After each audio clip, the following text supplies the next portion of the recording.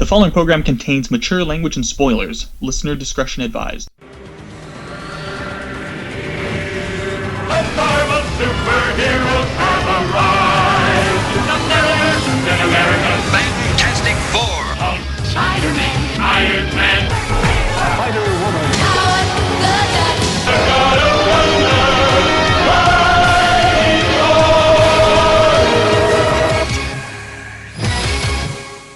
Welcome back to the Marvel Superheroes Podcast. This is your moderator, Diablo Frank, and I'll shortly be joined by my co-hosts and best friends, Mr. Fixit and Illegal Machine, or Matt. Beginning this week, we'll be looking at Marvel's Annihilation event, which was a series of mini-series that came out in 2006, spearheaded by writer Keith Giffen and editor Andy Schmidt, that reorganized and enlivened the cosmic end of Marvel's universe and formed the basis for what became Guardians of the Galaxy, which will be featured in a major motion picture this summer. All told, there were something like 35, 36 different comics tied into this event, so we're not going to try to tackle that all at once, and we've also added some material that wasn't officially part of the event, so it's going to take us a little time to get through that. We'll parse those out over the next few months, probably alternating weeks. This week we're going to start with the Warlock miniseries from 2004 by Greg Pak and Charlie Adlard. No relation to the Annihilation event, just a character that is associated with that lineup and would play into later events in the Annihilation book, but this is very much a standalone.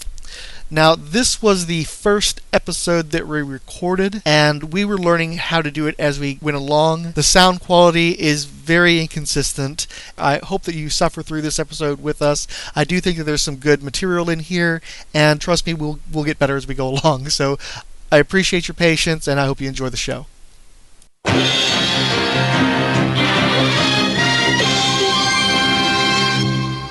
Mac, how familiar are you with the Marvel Cosmic Universe?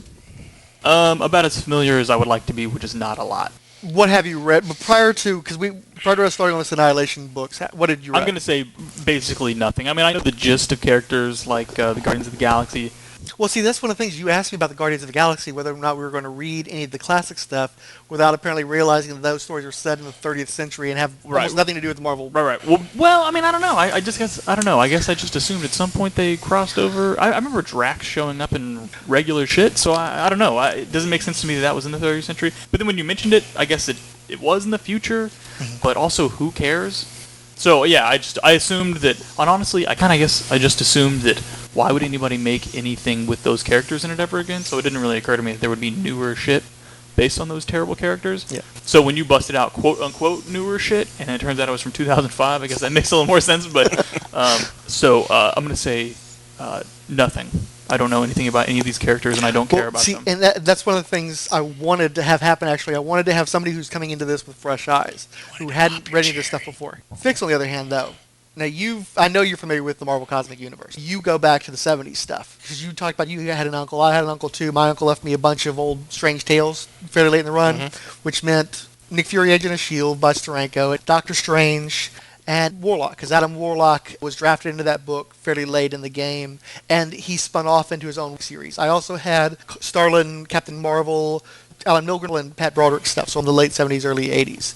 Where did you get started on the Marvel Cosmic stuff? Starlin's Warlock, and I remember reading When did you get into it? Well, it was the collected ones, the colored collected. The Baxter series from the 80s? Okay. Yeah, the one through, I think, 6 or 7. 6, yeah. My uncle had them. I had read sporadically, but like I said, I was reading more adult stuff, heavy metal, epic. And I remember reading it, and I was like, wow, are they all like this? It was so surreal at one moment, and in a dark examination of a character who knows he's going to be evil one day, and he's trying to fight it, and he's doing everything he can, but he's going to get there. So I remember reading that, and I thought, well, I guess all books are this good. And then, of course, I was sorely mistaken. So I could see how if you read that first, and you expected every book to, it set the bar for you, and you expected every book to touch that bar, many didn't even get in the same field. So yeah, I mean, I think we can all agree Jim Starlin pretty much is the height of any of these characters' runs. Yeah, well, the newer stuff's Jim pretty Starlin good. Probably touched it. Well, I'd say, like, for me, the only real stuff I remember was like the Death of Captain Marvel I read. Yeah. I thought that was some of the craziest shit ever. The freaking character was ended up cancer, and of course Starlin drew it. It looked amazing. But really, outside of that, I Did I know anything else about Captain Marvel before that? I knew his costume was awesome. Outside of that, he never really crossed in any of the books I ever read. I mean, I guess in a way all these characters were, which is why they don't mind making some random movie about them, because they know nobody really has any tie to these characters, right? Well, I think it was easier to write some of the other Marvel stuff because the world was so small. When you get to the cosmic stuff, it's so huge. Oh, yeah, for and sure. it's so out there that you can't walk into the middle of a series and grasp it. You have to kind of start it and know who's Galactus, and then how does Galactus fit in this pantheon of gods, and then who are these smaller characters like Warlock, Thanos, Fire Lord, like all these smaller characters, and then you start falling down a tier system, and then you get to like Fantastic Four, which is so basic anyone can pick it up and read it, and every once in a while these characters kind of touch their world and then go back to this huge cosmic universe. I mean, like in the Marvel universe, you've got like Mephisto, who was like, oh my god, it's Satan, like and then once you get to the cosmic level, he's just like another random powerful guy, and you're like, oh, this is weird. Yeah. Like, you do kind of have to change your perception of what you're reading, which is weird because we're talking about comic books. But I think that's what Starling brought into it with his run, is you had this mega church in space. Right.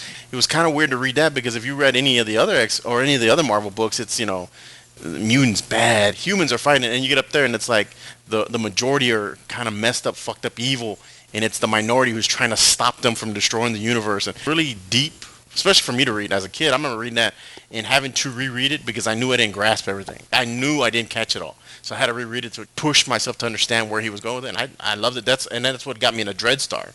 Because after I read that, I kind of saw some of the Dreadstar stuff, the early stuff, though, in the Epic that I read. But that was... Well, you read the Metamorphosis Society, yeah, didn't you? and I read that stuff. So when you introduced me to the Dreadstar comic, to Plan M was fantastic. After Plan M, it just kind of petered out. So that's why when I read this stuff, like Annihilation and stuff, I enjoy it a little bit more. It's more of an opera. Well, I actually read some of the old Guardian stuff, and it was boring, goofy. I remember reading Quasar, and like Quasar was kind of like they had potential, but they just... I forgot Quasar existed until you just said the word Quasar. And by the way, another commercial artist, Greg Capullo, who's pretty much the hottest guy at this point Started in time, on Quasar. was Quasar. Right? Yeah. And that very effeminate, Jesus. beautiful man kind of thing. It was strange for a guy that butch and that associated with dark, grimy stuff to be doing the pretty boy when he gets started Why in his wasn't career. Quasar in any of this stuff that we've been reading? He is. He He later actually on. pops Oh, in. geez, spoilers. No. Ouch. But see, this was kind of a reboot for the whole cosmic universe, too. 'Cause of course, after Infinity Gauntlet, which was good, then you had, Infinity War, Infinity Crisis, Crusade. Crusade. Dude, they had like 50 of them after that. Infinity something. And you could tell they were trying to build on what Starling created, that whole cosmic opera. But I don't think any books really touched it. And one thing I want to kind of touch on, too, because you talked about the descending order of these cosmic beings, these things that are beyond even gods, really, where they're part of the continuum existence, Well, I thought the Living Tribunal Living was Tribunal. the voice of God, right? In the Marvel Universe? There's so many different God Okay. stand-ins, but they are so far beyond the kin that they might as well be gods. But it was interesting to me that you worked it backwards to the Fantastic Four, because you know that was like the first of the modern Marvel books. That's what started the Marvel Modern Revolution. We grew up in the 80s and 90s. The Fantastic Four doesn't mean a lot to us. We're not, none of the three of us are fans of Fantastic Nobody Four. cares about the Fantastic Yeah. Four. But I'm actually reading it now, but... in the 60s, that was what Starlin was to us. They were consistently coming across these things that were really fantastic. The first ones, they were running across the monsters like the Mole Man, which was basically just a callback to the stuff that Atlas had been doing in the 50s, where they were just doing giant monsters, big-eyed monsters, that kind of thing. You're saying instead of coming across robbers and purse stealers like Spider-Man, they were doing crazy abstract stuff? And because that was just a continuation of what Marvel had been doing with the monster stuff, but as the series progressed and they got more involved in the space exploration part and going into alternate universes, the Fantastic Four were the guys who were on the outer edges of what you could do with comic books and serial storytelling. They're the ones who went cosmic. You talk about Adam Warlock. Adam Warlock was introduced in Fantastic Four. The concept of this god made by science, a living messiah, that's very of the 60s. But for a comic book, especially as conservative as comics can be, that was far out in front of what anybody else was doing. Galactus, this being that comes to Earth and judges us and decides to turn his finger down, that's pretty damn nihilistic for a comic book in the 64, 65, whatever it was. So the Fantastic Four were introducing all these incredible concepts, But it's almost like they hit a wall in the 70s, just like the space program did, where they went as far out as they could go, and then they couldn't get weird enough anymore. They couldn't go any further out, so they stalled. And then it took guys like Starlin to come in and take a character like Adam Warlock. Well, and honestly, even before that, Roy Thomas. Roy Thomas is the one who took Adam Warlock and sent him to this parallel Earth where he became a literal Messiah, where he was at one point crucified, and he became a god of those people, and then his world was destroyed in a terrible judgment. I think, wasn't it the Great Evolutionary that ended up destroying that planet? That's a little outside. Point of what being I is it was huge. It was really big stuff. And then Starling came in there and went even bigger, where you ended up with the Universal Church of Truth, where they're running around the entire universe, having a Spanish Inquisition essentially in outer space. And like for me, Jim Starlin was a life-changing creator because he. When they tell you that kids aren't impacted by media, it's bullshit, because I was raised by media. And so guys like Jim Starlin affected my religious beliefs, affected my views on government, and a lot of things. Comic books, to be able to reach you in that way, it's important to you. It's why here you got a bunch of guys who are middle-aged and we're doing a podcast, because we still have that love because of what was instilled in us at that time. We got really deep there. I know, man. And then Jim Starlin went off and did Dreadstar, and he started doing darker stuff. And it was only going into the 90s, when people were threatening to bring Adam Warlock back, which he didn't want to have happen, that he came back to Marvel, started working on Silver Surfer, and sort of resurrected all this stuff that he had done in the 70s. Thanos and Warlock, and to some degree Captain Marvel, because that's when they started teasing him coming back. You had that cosmic universe that got started really with the Fantastic Four and the Silver Surfer, the introduction of Galactus. And then in the 70s, you had your Adam Warlock, you had Captain Marvel, who was, of course, a Kree soldier who came to our Earth. I believe when he posing as a superhero, and then he ended up turning against his own people and trying to defend the Earth instead of turning against us. And then eventually he became sort of a cosmic messiah as well. All that stuff went away after the 70s, and then in the 90s, it came back with the Infinity Gauntlet and its endless sequels. And Silver Surfer was a huge hit in the 90s, That was like his golden period when he ran, 150, 200 issues that series ran? A lot of it under the fire of Ron Lim. And foil covers Somehow, and shit. Yeah. And foil, good old foil covers. And they always tried to expand beyond that. It never really worked for them. And instead it ended up contracting, and Marvel lost that cosmic universe again. And that's what these fellows were trying to do with Annihilation, is they got guys who used to work on, like, Legion books, for instance. Legion was another thing that has a very hardcore but small following that love the Legion to death, but you can't ever get new people into it because it's so convoluted. And so my understanding is the intention with Annihilation was to give people an event that would be a jumping on point to understand their cosmic universe. When it came to the Guardians of the Galaxy, the Guardians were basically Marvel's Legion of Superheroes. They were in the 30th century, and it was it Charlie 27... And some dude with a cap shield. Martin X. That was Vance Astrovic. Some dude with cap shield. Yeah, some dude oh with my cap gosh. shield. Yeah, they were terrible. So what happened is they were introduced in the late 60s. They didn't really catch on. They appeared in some Avengers stories in the 70s. Yeah. And then in the early 90s, you had the Image 7, where you had the biggest 6 artists that Marvel had, plus Jim Valentino. And the book that, and what Jim Valentino was doing was Guardians of the Galaxy. And I don't know how popular that was in the larger scheme of things, but like me and my brother were really into it because they were bringing in all that stuff that we read from the 70s comic books. And so they had a really good run, actually. I think they ran almost like 50, 60 some odd issues in the early 90s, early to mid 90s. They got trades. Yeah, they didn't cancel it until the bust. The name had cachet. So basically what they did is, you were talking about wanting to read that old Guardian stuff. It's completely irrelevant, though. All they did was take the name and apply it to characters that were more associated with other creators.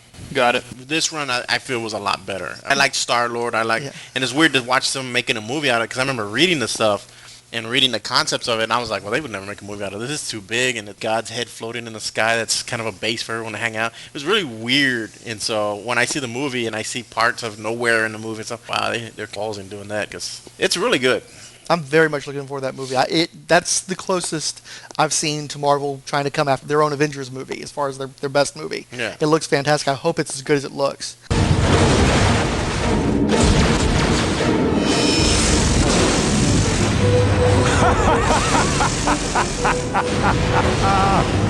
I am Adam Warlock. Very briefly, what I wanted to look at is the Warlock miniseries, which is completely unrelated to Annihilation. I'm kind of shoehorning it in there, but as you can see from the conversation we had about the cosmic properties, Warlock matters, and he comes in later on anyway. Now, they did a miniseries back in 2004, 2005. It is by Greg Pak and Charlie Adlard.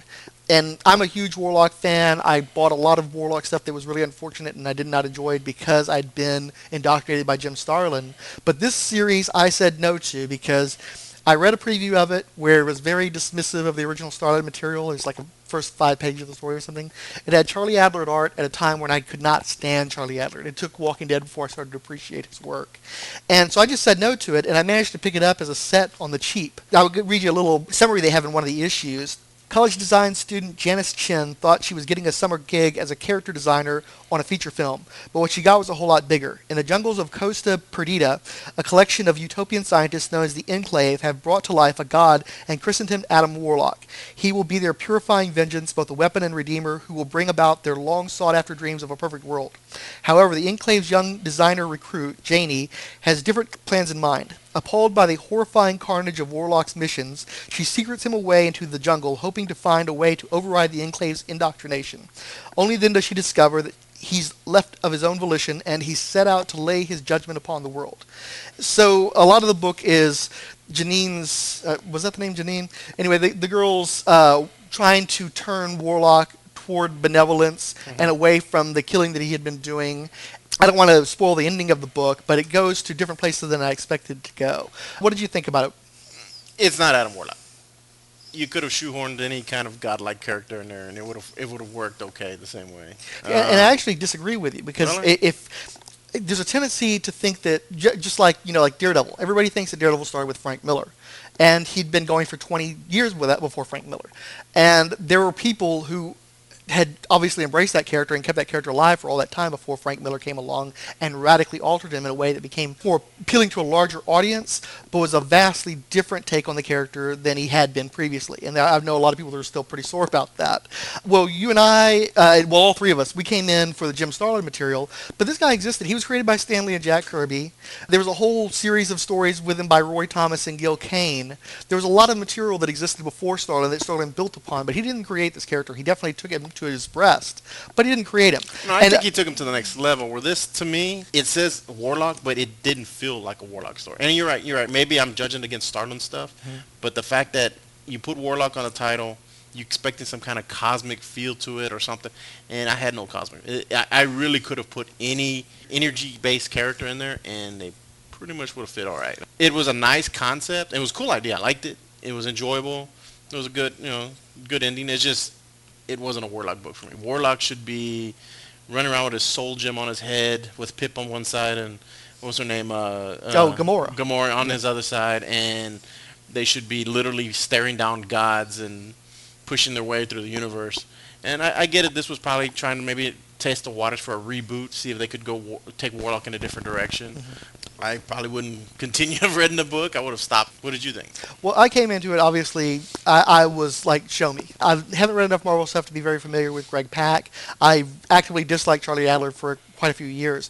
What I found, for starters, is I was really surprised how nice the artwork was and how well it worked. Great. It was much better than I expected, and part of it is because the stuff that's a little rougher, I forgive Adler because he's such a good storyteller. He had a really nice design sense at times, and I understand that most of the covers, I believe, were by J.H. Williams III, and that style is reflected somewhat in the book, in part also because the coloring is quite nice in it. But what I liked is that, again, we've gotten so far away from the origins of the Adam Warlock character, and this book was all about taking him back to that core concept and addressing that, the Enclave, addressing the reasons why he was created in the first place, stuff that they got away from in a major way as the character progressed. Oh, they did a nice little twist with that. I did like that. This was a failed attempt to do what Annihilation was going to do, where they were going to try to build from this. It very much ends on a note where you could see them trying to continue it in an ongoing series, and of course that never happened. What I liked is by getting back to this original state of the character, while 3/4 of the series is kind of familiar stuff because we've seen the whole God on Earth thing before. Yeah. You're a big fan of Mark Miller, and he loves playing around with that sort of stuff. Alan Moore with Miracle Man. You've seen a lot of that stuff done by some of the most extraordinary talents in the field. So it's somewhat familiar, but I think by the end of it, they took it into a somewhat different place where it was almost a commentary on some of those other projects that came after Warlock but before this reimagining of Warlock.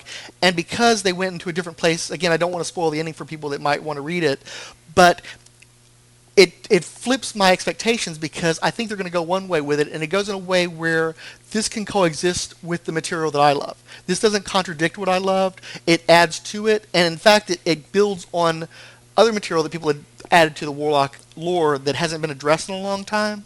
And so it's almost a reimagining of character, like the Warlock universe, less than the Warlock character himself. Because you still have the Warlock you love, plus you have this other material that still works within the context of that story.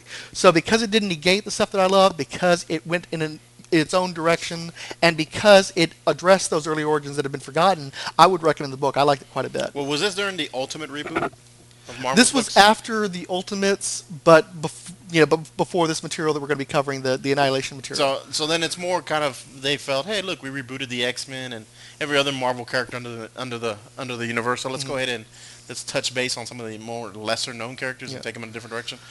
I would agree with you there. If this was like an Ultimate book, okay, it works perfect because that universe is already so different from the Marvel universe we've read since we were kids. I could see that working there. But they hedged their bets too, where it feels a little bit like it's a near future dystopia. But you're talking about a year or two out from 9/11, and obviously that was reflected in this story with some of the stuff they were dealing with. So if they wanted to, they could backpedal that aspect and make it the mainstream Marvel universe. It clearly existed in such a way that you can take it or leave it in continuity as you chose, which is another thing I liked about it. But I think that by the end of it, I would embrace that as part of Marvel continuity because it doesn't damage the stuff that I care about. Okay. One thing I forgot to mention when I was talking to Mr. Fixit about the Warlock miniseries was how much it resembled Nexus by Mike Baron and Steve Rude. Also, you can pick up the miniseries for dirt cheap, probably about $1 an issue online, but it's also available complete on Marvel Unlimited, which is running a special this weekend. I believe it's going to continue on through the week, where you can get their digital comic service for $1 for the entire month if you put in the code SDCC14, but you have to give them a credit card number because they're going to charge you $1 for now, and if you don't cancel the service, they're going to start automatically charging you $10 a month. So personally, though, I recommend just go ahead and pay for a year. It is an awesome service, totally worth it. I concur, even though I have not paid for it. Just using yours, it seems really, really awesome. And even for someone who isn't really a comic book person anymore outside of this podcast, even I was like, man, for what is it, $70 a year? Mm-hmm. I mean, it's like cheaper than Netflix almost, right? It is. It is cheaper. Yeah, it is cheaper than Netflix. So anyway, so that's great. Okay, so let's look at the letters. This week we had followers on our Twitter, a bunch of new guys. I'm really happy to see it. Ange, Anti-Life Equation, BCX Radio, FKA Jason, Fresh Team, Lauren Skinskiss Art, hope I pronounced that correctly, Pirate Mike, Silver Age Sensations, and Zomblicity. We also received favorites and retweets from David Golding Artist, Eel Perrin, Eternal Rage, Firestorm Fan, Gabe Fonseca, Hot Air Radio, Infinity Watcher, Keith G. Baker, Longbox Graveyard, Mark Westcott, Raising My Super Kids, Top 5 Road Crew, Siskoid, Stab Fisticuffs, and Superman Shaggy. Ange, I'm familiar with because he runs the Supergirl comic box commentary blog. I've done crossovers with him before, and he's one of the guys I pal around with a lot on Twitter. He wrote that he loved this episode as much as the first, speaking of the Submariner episode number 1, as opposed to the Zero episode that we did. I am a DC guy, so might not comment, but listening and learning. I've read comics a long time, including Marvel, but consider myself a novice. We'll chime in if there's something worth adding.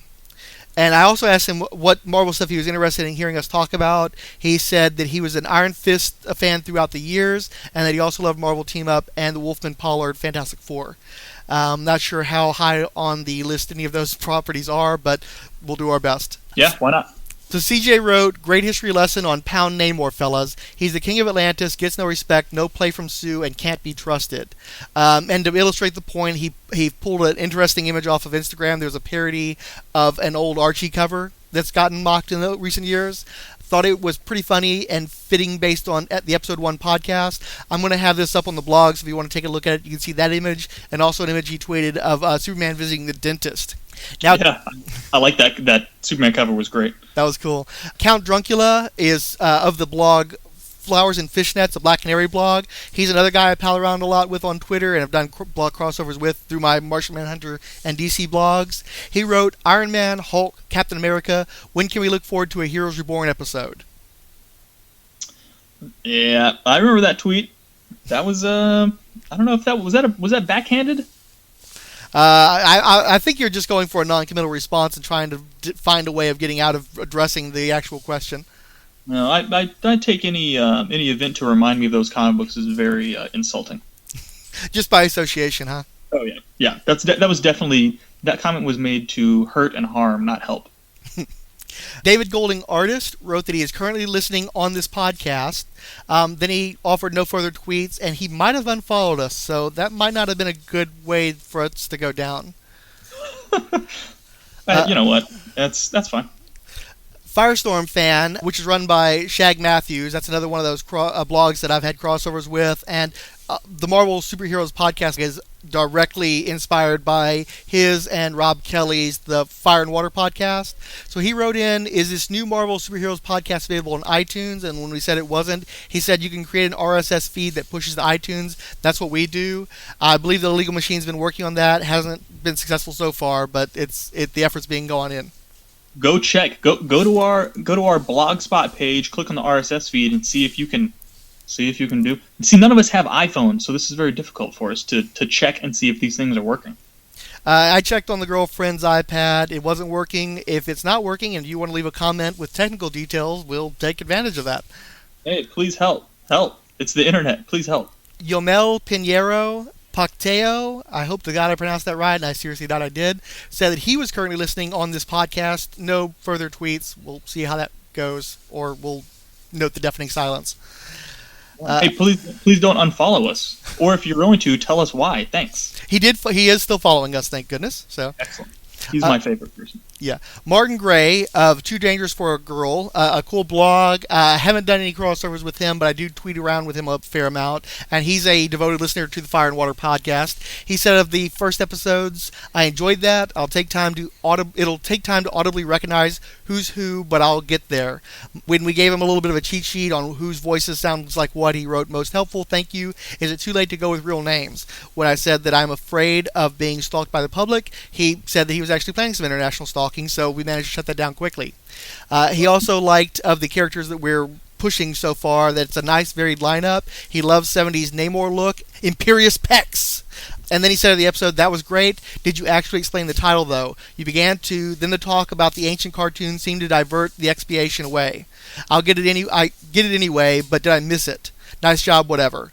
How about a Wasp show? The Marvel Superheroes podcast, it was just a way of saying that we're not going to devote ourselves to any one Marvel hero. We're going to try to take in the entire universe. And I liked that cartoon as a kid, and I didn't realize until later on that my co-hosts had pretty much never seen that show ever in their whole entire lives. Nope. Professor Riptide wrote, thanks for the retweet, and hey, many thanks. I shall listen as soon as I get home. I haven't heard how he liked it yet, so we'll wait and see on that one. Finally, this was somewhat unrelated to the podcast as far as the Twitterverse, but on my personal account, Longbox Graveyard posted a tweet featuring a 1970s era image by, I believe, John Buscema that showed Namor, the Hulk, Silver Surfer, and Galactus. And it was a great image. I'm going to have it on the blog so you can take a look at it. And both myself and former Aquaman writer Sean McLaughlin tweeted about it. And I asked McLaughlin, given the chance, would he rather write Aquaman again, as he'd done in the 90s on a damn solid series, or Namor? And he said, never wrote Namor. Aquaman was my childhood favorite. Namor, especially Everett's, a favorite too. But given the chance, he would go with new ground. Don't look back. You never know what's gaining on you. So maybe, hopefully, one of these days he'll get to work on Namor. He's actually, apparently, he had a meeting at Universal in a few months, and I had to break the news to him that Universal no longer had the rights to do anything with Namor. Ouch. So let's go to some of the comments on our Blogspot page. The first is from Listbirds. She says, the Energy Shield, this was going back to talking about the new Avengers. Is it Avengers Now? Is that what they're calling it? Yes. What are they calling it? With Falcon replacing Captain America. So she says the Energy Shield for Sam as Cap would make sense because it would be practically weightless. Marvel Wiki says Cap Shield weighs 12 pounds. I agree that the ricocheting should be Steve's thing. I think we all agreed that, right? That nobody else should be bouncing the shield off of walls. That's Cap's deal. As for Cap's Age of Ultron suit, I agree, it's better, but it's a tad busy with the red and white stripes came out looking a bit odd. Part of me just wishes they could incorporate the traditional scale armor somehow. I totally agree. I don't know how it would work, but it seems that they could try a bit harder to make it work. James Spader as Ultron will be awesome. That was a brilliant casting decision. Benedict Cumberbatch is already in enough franchises That goes back to The Doctor Strange matter, which Doctor I'm glad to hear. Strange, If nothing else, that Joaquin Phoenix may have cock-blocked him. villains as heroes are kind of popular now, so a name or movie would be relevant if done right. The snobbish arrogance angle could be cool. Agreed. Which is totally agreed. P.S. She apologizes for being in so many words in case you'll read them out loud next week. Feel free to summarize. Nope, didn't summarize. I said no need to apologize. It's only, like I said, 2.5 comments, so we'll read as long as you want to type. Yeah, we're a little bitty baby blog, and for right now, we have the room to read them in full.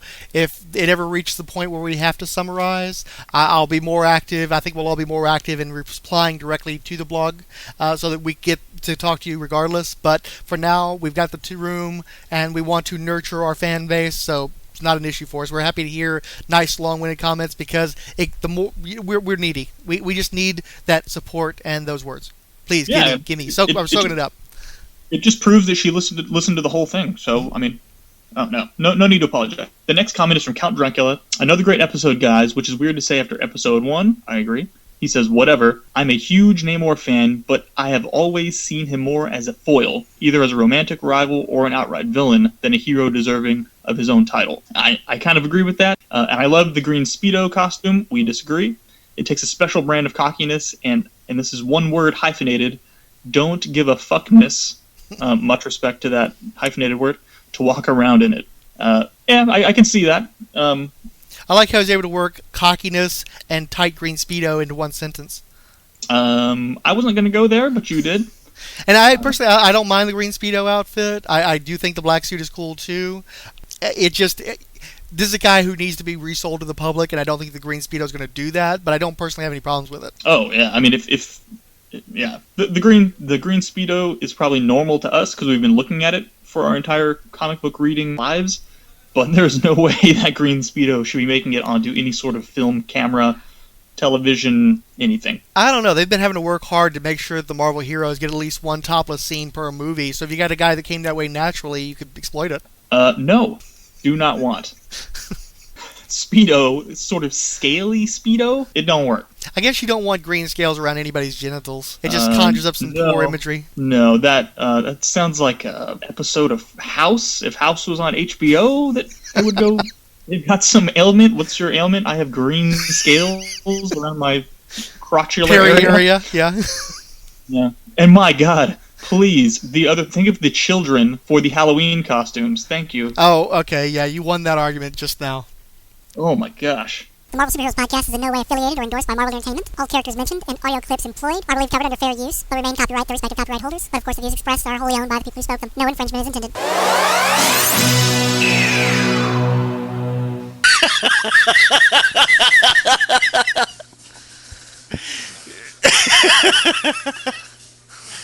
And you get mad at me for what? There's your podcast.